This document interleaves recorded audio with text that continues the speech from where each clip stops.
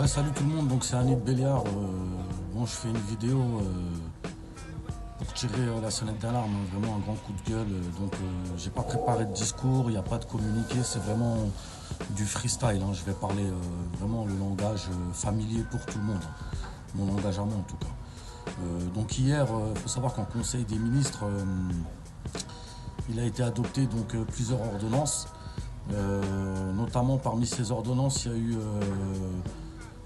un des trois textes qui portait sur les mesures d'urgence en matière de congés payés, de durée de travail et de jours de repos, qui permet notamment d'allonger dans certains secteurs, notamment à la RATP ou à la SNCF, une durée de travail pouvant aller jusqu'à 60 heures hebdomadaires. Il faut savoir que c'est vraiment historique, hein, sous la Ve République, ce qui est en train de se passer. Parce que même s'il y a déjà eu des ordonnances auparavant, notamment les ordonnances qui ont été votées en 2017, mais aujourd'hui les ordonnances votées par le Conseil des ministres, il est vraiment à l'image de la gestion de crise du gouvernement, qui tout simplement entend faire peser le poids de la crise sur les épaules des travailleurs et des travailleuses. Les grands gagnants de cette crise, de toute façon, on a pu le voir, c'est vraiment les grands patrons, les grandes entreprises, enfin, c'est vraiment eux les grands gagnants, hein. Malheureusement, l'article 6, il dispose que dans les entreprises relevant des secteurs d'activité particulièrement nécessaires à la sécurité de la nation et à la continuité de la vie économique et sociale, le temps de travail pourra donc être allongé. Je tiens à dire à tout le monde que les heures supplémentaires, tout ça, c'est fini, hein. Ils nous l'ont bien fait à l'envers. Ensuite, le pire de tout ça, c'est que j'ai envie de vous dire, c'est que c'est vraiment aberrant ce qui est en train de se passer. C'est qu'en plus de nous augmenter notre temps de travail hebdomadaire, ils se sont permis aussi de diminuer le temps de repos minimum entre deux journées de travail, qui est ramené donc de 11 heures à 9 heures. Je vous le dis clairement, hein, c'est totalement une hérésie, parce que aujourd'hui, dans les secteurs essentiels, les salariés ils ont besoin d'être ménagés pour rester mobilisés. Et là, on risque d'ajouter en plus de cette crise sanitaire, de la fatigue, de l'épuisement, en nous réduisant les temps de repos. Je suis totalement scandalisé par tout ce qui se passe. C'est-à-dire que sous couvert de crise sanitaire, ils sont en train tout simplement de nous détruire notre protection sociale, notamment le code du travail.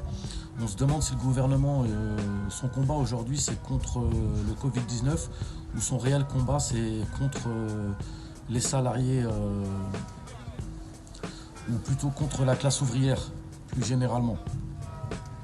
Je vous épargne les détails sur les congés payés qu'ils peuvent nous imposer au dernier moment, les RTT, c'est juste hallucinant. Et on est tous sous perfusion à rester là, attentistes à ce qui se passe, alors que eux sont en pleine action et font passer des ordonnances à toute vitesse. Donc ils mettent le paquet, ils mettent les bouchées doubles, ils profitent de cette crise sanitaire pendant que tout le monde soit confiné chez soi pour faire passer tout ce qu'ils ont envie de faire passer, quoi. Malheureusement, c'est qu'on n'entend pas beaucoup, j'ai envie de vous dire, les syndicaux au niveau national. Voilà. J'ai un message quand même aussi à leur faire passer à eux, s'il vous plaît. Je dis bien s'il vous plaît. Arrêtez vos tracts, vos communiqués, votre semblant d'opposition. Il faut du concret en fait, il faut agir concrètement. Il faut qu'aujourd'hui, qu'il y ait un réel rapport de force. On ne peut pas rester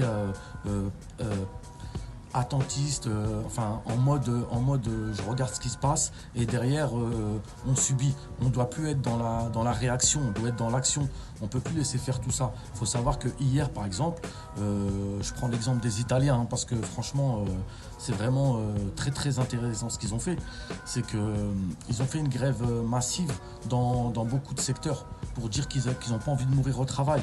Et ça, je pense que c'est un bon exemple qu'on peut suivre, tout simplement pour arrêter cette destruction de nos acquis sociaux.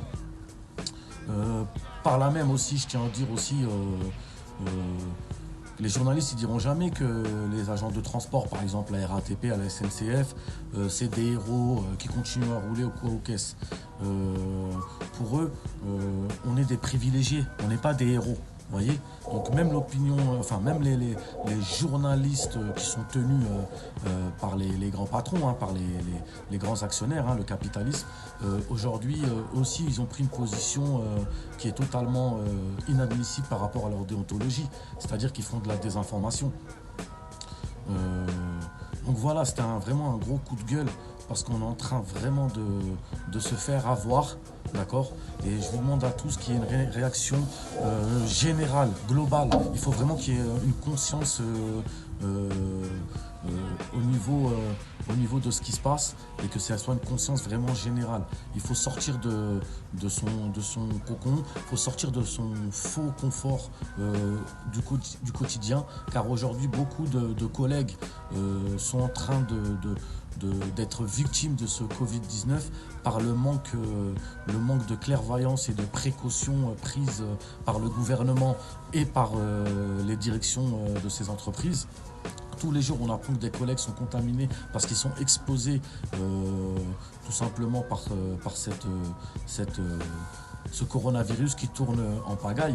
On s'est battu pour arrêter la vente de tickets, notamment au niveau des transports à la RATP. C'était un combat de plusieurs semaines, alors que c'était évident qu'il fallait le faire depuis le début, sauf qu'entre-temps, beaucoup de collègues ont été contaminés. C'est un exemple parmi tant d'autres, hein. Mais voilà, ce que je tiens à dire, c'est qu'aujourd'hui, il faut vraiment se battre et ne pas rester spectateur de son avenir. On s'est battu pour les retraites. On s'est battu pour notre système de retraite. Mais aujourd'hui, avec ce qu'ils nous mettent en place, mais on ne pourra même pas aller jusqu'à la retraite. On va mourir au travail. On nous demande de travailler plus, avec moins de temps de repos, sous cette épidémie. Mais c'est quoi ce délire? Le décret qui est passé à la base dans leur projet par rapport à l'imposition des congés payés, des RTT et tout, à la base c'était prévu pour le temps du confinement, le temps de la crise. Dans leur projet, il n'y avait pas de date définie. Donc ils se sont rétropédalés, ils ont fixé une date limite au 31 décembre 2020. D'accord?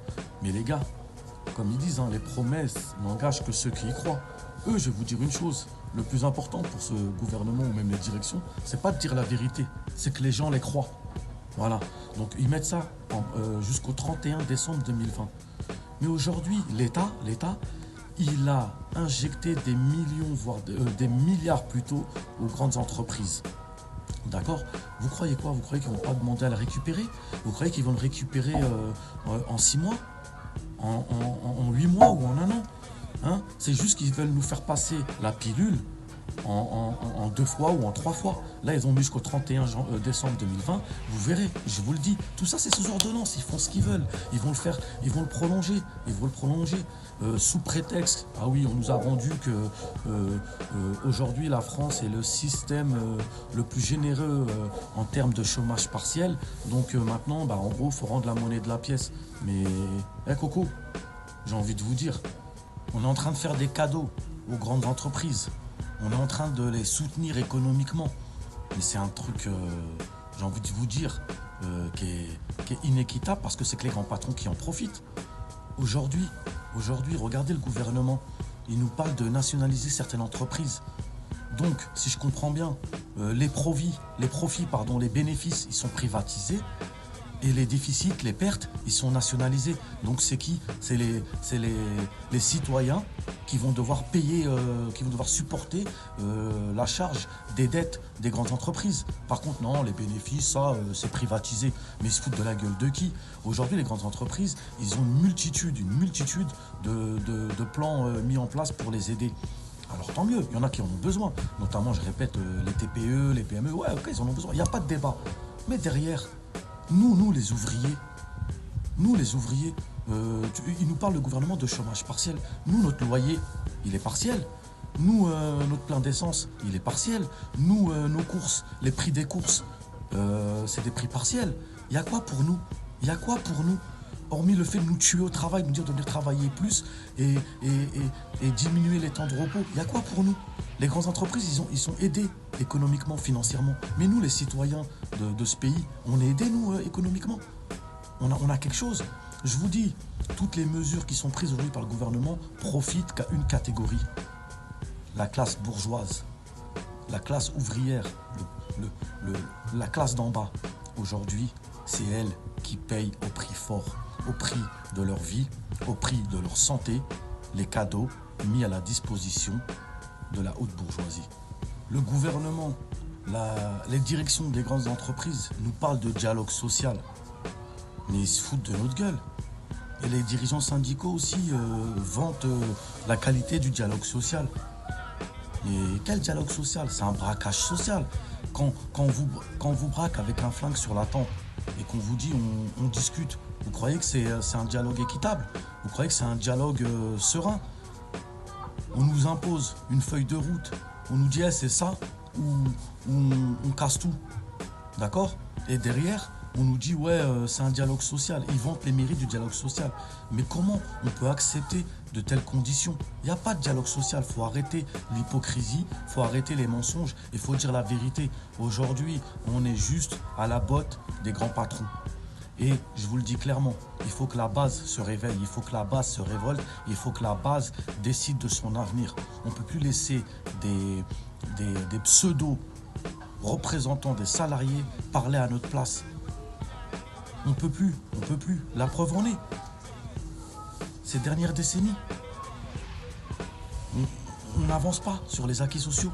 On n'arrive même plus à les garder. On fait que de reculer.